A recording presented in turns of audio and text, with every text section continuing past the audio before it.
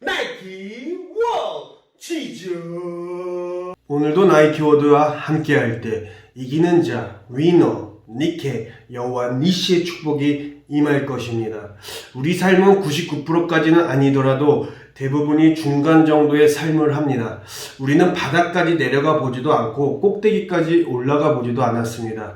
삶의 많은 부분이 일상적이고 늘 다르지 않은 월요일을 맞이합니다. 우리는 일상생활의 책임을 최선을 다해 완수하려 합니다. 생일 파티나 무언가 기념일 그리고 뜻밖의 휴일 같은 날은 삶이 고조되기도 하지만 대부분의 삶은 중간 정도의 상태입니다. 그러다 우리의 삶이 뒤집어질 때가 있습니다. 성적이 하락을 합니다. 병원에서 나쁜 진단을 받습니다. 친구와의 관계가 신경이 쓰입니다. 부모님의 건강이 좋지 않습니다. 선택했던 진로에 문제가 생깁니다. 어느새 우리는 바닥에 떨어진 자신을 발견합니다.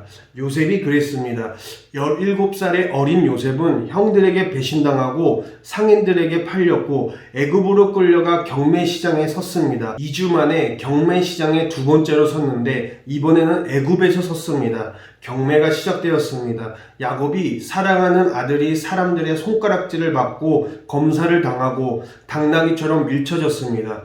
그는 이스라엘의 구덩이에서 애굽의 다른 구덩이로 떨어졌습니다. 이번에는 결국 보디발이라는 사람의 집에 가게 되었습니다. 이런 상황에 닥치게 되면 요셉이 중독, 분노, 기절, 기타 등등의 반응을 보였다고 예상할 거예요. 그러나 완전히 다른 내용이에요. 오늘 본문 말씀은 이야기합니다. 요셉이 애굽에 올 때 가지고 온 것은 입은 옷 한 조각과 하나님이 주신 꿈뿐이었어요. 그러나 5절에서부터 요셉은 바로를 경호하는 사람의 집안을 관리합니다.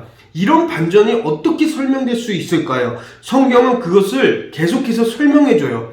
바로 여호와께서 요셉과 함께 하셨다라는 거예요. 이것이 임재라는 단어입니다. 성경에 나오는 요셉의 스토리는 자기 관리 서적들과 달라요. 서점에 보는 성공의 비결과 달라요. 요셉이 살아남은 이유는 요셉 자신과 상관이 없습니다. 본문은 요셉의 기술이나 능력이 아니라 하나님에 대해서 말하고 있어요.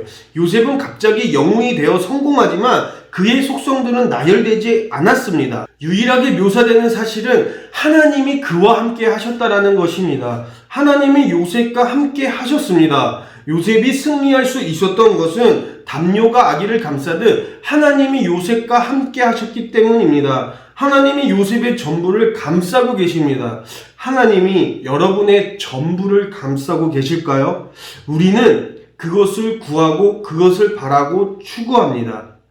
구덩이에서 애굽의 구덩이에 이르면서 언어를 모르는 애굽에 계십니까? 기대가 충족되지 않고 주위에 아무도 안 남은 상황들. 요셉도 그랬어요. 내 주위에 누가 남았지? 왜 내 주위엔 아무도 없지? 내가 구덩이에 있을 때 내 주위에 아무도 남지 않았어. 그런데 하나님이 남아 계십니다. 하나님이 여기 계십니다. 주께서 여러분과 함께 하십니다.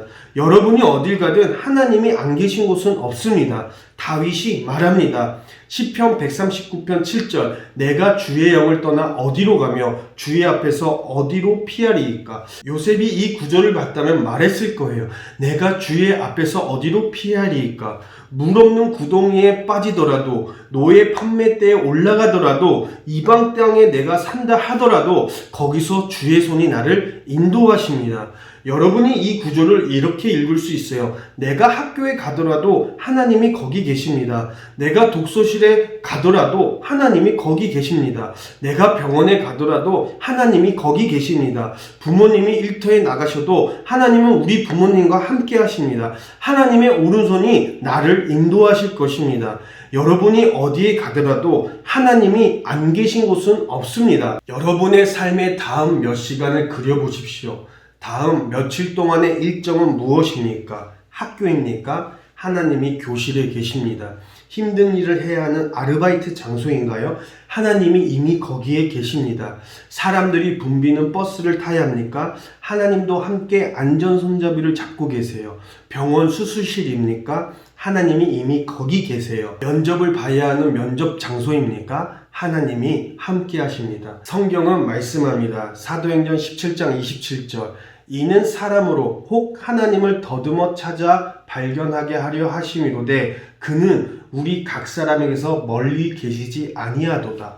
저는 정말 심오하다고 생각하는데 하나님의 각 사람에게 가까이 계시고 모든 사람이 하나님 앞에 동일하게 나갈 수 있습니다. 그런데 흥미롭게도 대다수의 사람들은 하나님의 존재를 염두에 두지 않아요. 하루 종일 하나님을 전혀 생각하지 않습니다. 자신의 문제 해결책이 자신 안에 있고 하늘의 해결책을 받지 않으려고 합니다.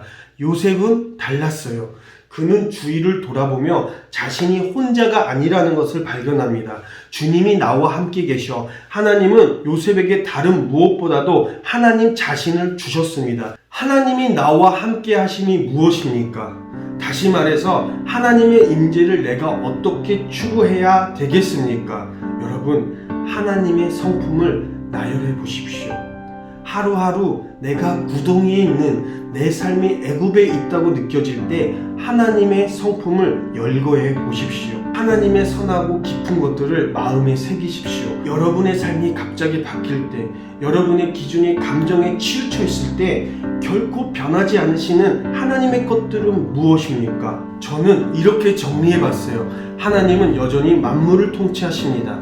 하나님은 여전히 내 이름을 아십니다. 천사는 여전히 하나님의 부름을 받듭니다. 통치자들의 마음은 여전히 하나님의 명령대로 움직입니다.